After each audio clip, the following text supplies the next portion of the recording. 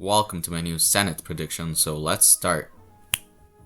And there we go, so let's start with Colorado. So there's a lot of talk about Colorado and Cory Gardner, the former senator of this state who was Republican, perhaps running in 2022, but I just don't see it dropping. Maybe if it's a big red wave, it could drop to lean, but at the moment, I see it being likely for 2022 still.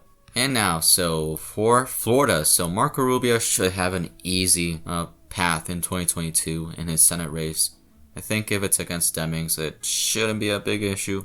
Likely margin around anywhere from 5 to 10% easy. And before I go to other ones, there's also the talk about like McMullen running in Utah, but that should not be a big issue. And in Maryland, there's also the thought about Larry Hogan running, but he might drop it to likely, but I doubt it. It's pretty blue state still.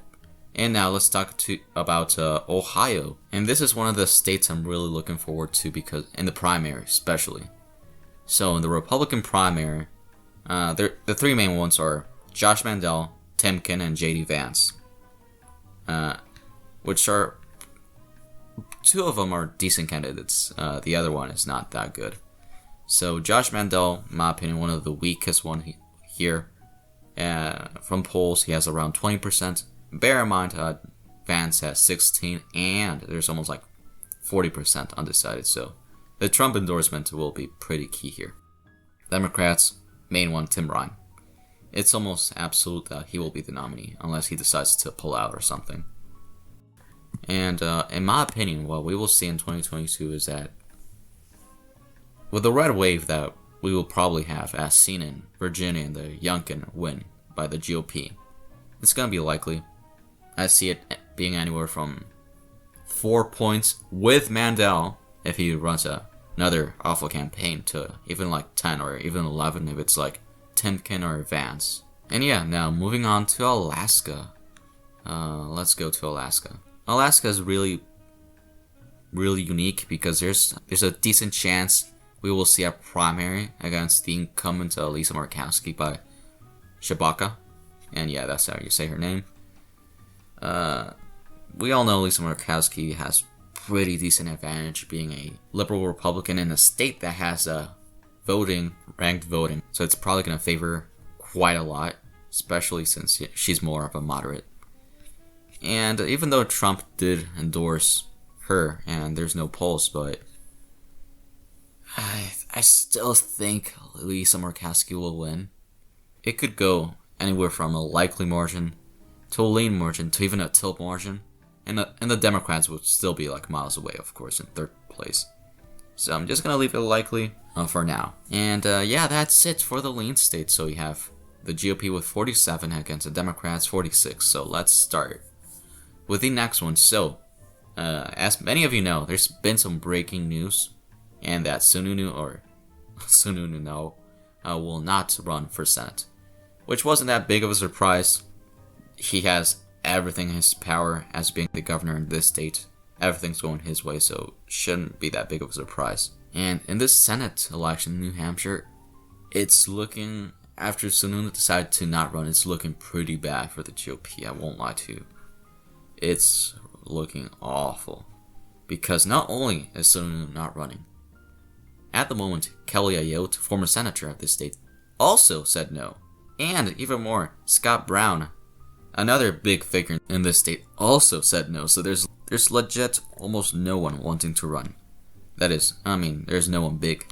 And you're left with Donald Baldock, which he ain't the greatest of candidates. And if you want to see typical like just average Republican and doesn't have a big name or anything, he could theoretically speaking run a Youngkin campaign, be really Trump in the primary, then become even like a liberal Republican in the main election. But I just don't see the GOP winning after Sununu in this state. And at the moment, I think that Democrats and Maggie Hassan will win re-election in 2022, but by a lean margin of around 1 to 2 or 3%.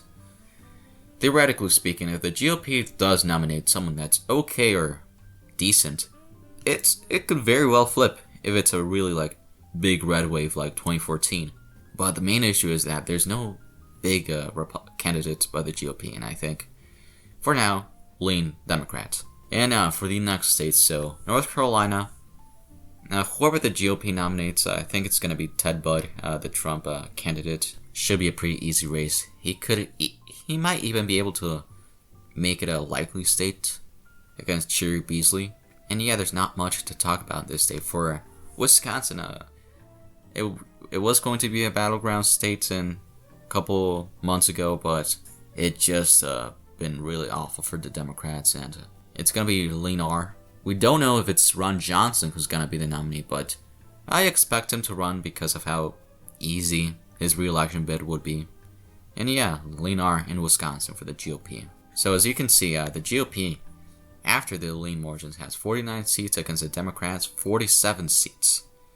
And now I'm going to talk about, let's talk about Georgia. So Georgia, really interesting state, but main issue is Warnock is in big trouble. Joe Biden's rating has plummeted. I think he's around early 40s or even in some polls like late 30s in approval. And there's two main candidates. There's Gary Black, establishment GOP. Main issue with him, he has that Jeb Bush charisma. He doesn't have that charisma. While Herschel Walker, we don't know what's going to happen to him. There's been some talks about like some issues with his ex could come up in the election, but even with the way that the midterms are looking like, in 2022, Herschel Walker probably would win here. But anywhere, I'd say tilt margin because of his, might be a couple issues, but I would not be surprised if it's a lane margin. But for now, tilt. For the next state, so let's talk about Pennsylvania. So Pennsylvania, one of the biggest battlegrounds in the nation in 2022, but both the GOP and the Democrats since Pat Toomey is retiring. So let's talk about the Democrats first, before I forget. So John Fetterman is a really left-wing candidate, if he is the nominee. I would say more on the progressive side. Might do good in certain areas, but he would not be as good as someone like Connor Lamb. Connor Lamb could, be the safe choice by the Democrats, moderate, and yeah, would be a pretty decent pick by them. And let me see, I want to see the polls for the Democrats. Yeah, John Fetterman is running, which is a bit of an issue because he also has some issues with his past, and he's more left-wing, so it would probably hurt him in the end. While for the GOP, it's really mostly two people, Sean Parnell and Jeff Bartos from here. Sean Parnell has been really in a bad spot recently because some family issues and some allegations of him, being abusive, so that could really just kill his campaign if things really keep getting worse for him. And he's leading at the moment, but if the allegations are in fact true, then you're probably going to see a rise in Jeff Bartos or like Carla Sands. And even with all of that, Pennsylvania, if I had to guess right now, I would say Pennsylvania goes tilt R for the GOP. But it really depends on who the candidates are. So, as you can see, it's 51 already for the GOP, and there's two main key states I want to talk about, Arizona and Nevada. Let's go to Arizona. So, Mark Kelly, the Democrat, the main issue was that in 2020, he went against a really extremely weak candidate that was Martha McSally. And he got a lot of those McCain voters because Martha McSally was just one of the worst candidates by the GOP in the 2020 Senate races. And he's going to be the Democrat nominee, of course, but the Republican primary, that's where the thing is. It's between two people, Mark Vernovich or Blake Masters. Blake Masters, more of the Trump wing, populist, being a populist, and Arizona is not the greatest of personalities to have, but he can still win. And Vernovich leads, bear in mind, undecided voters, a lot of them. And because of how bad Joe Biden's rating is at the moment, as long as Vernovich or Masters runs an okay campaign, they will win here. Because the McCain voters are not going to support Mark Kelly, or they're just going to sit this one out. And is it going to be a midterm? with a Democrat as president. And now for Nevada. And Nevada, with Catherine Cortez Masto, who is an okay nominee by Democrats. She's the incumbent, of course, and took the seat after, Harry Reid, the GOAT by the Democrats, you could say, the creator of the Reid machine in this state.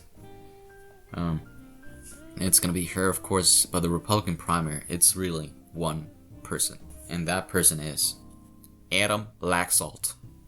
Adam Laxalt, former Attorney General of the state from Reno. He has recently risen through the polls, and with the way that things are going, it's a true toss-up by all means, true toss-up. And the Nevada Democrats are really doing awful in every single way, going into the socialist wing and even far to the left in certain areas. And to be honest, after Virginia, I see the seat flipping for the GOP. And yeah, so as you can see, the GOP wins 53 seats against the Democrats, 47 seats. And this was my new Senate prediction. Thank you so much for watching. Please like, share, and subscribe. Stay tuned for the next video.